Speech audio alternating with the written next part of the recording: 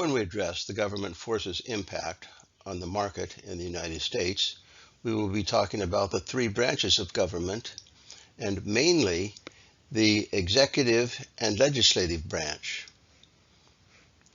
The executive branch assures the laws produced by the legislative branch are enforced. The judicial branch provides precedence and credence to the laws that may be brought into judicial review. In addition, the central banking system, called the Federal Reserve System, is recognized as both a governmental and economic force. The Cold War between the United States and Russia dominated political thought and discussion.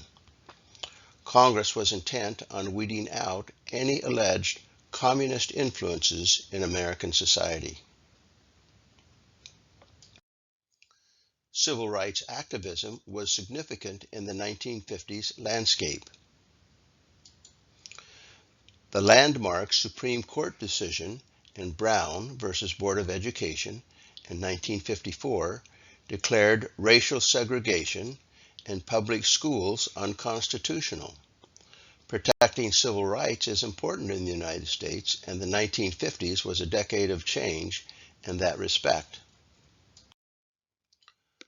Dwight D. Eisenhower was a commanding general in the European theater during World War II.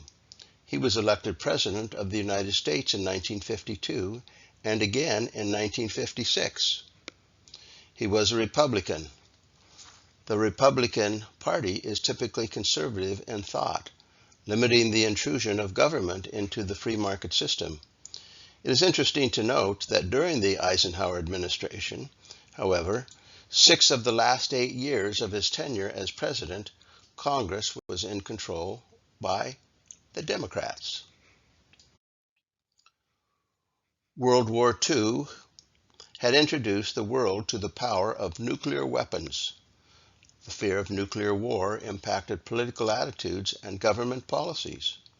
National security of the United States exacerbated a nuclear arms race between the Soviet Union and the United States.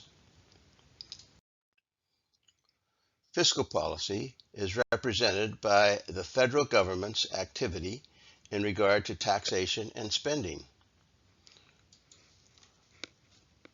Government spending relates to many areas. The allocation of the federal budget in the 1950s was mainly in the areas of defense, Social Security, veterans benefits, infrastructure development, and education. The Revenue Acts of 1950 and 1954 impacted both individual and corporate rates. The Act of 1954 introduced a system of depreciation allowances. The central banking system, the Federal Reserve, is responsible for monetary policy. The main goals of the Fed are price stability, which includes keeping inflation and recession at bay, full employment, economic growth, and financial stability. The main tool to meet these goals is the money supply and interest rates. Rich and poor have been a consistent part of societies through time. However, the rise of a segment of the population known as the middle class rose to prominence in the 1950s decade. Expansion of suburban living, increased opportunities for education and employment spurred the growth of the middle class. The middle class is a driver of business and government policy decisions. History confirms that a large and active middle class is essential to a stable society. Thanks for watching.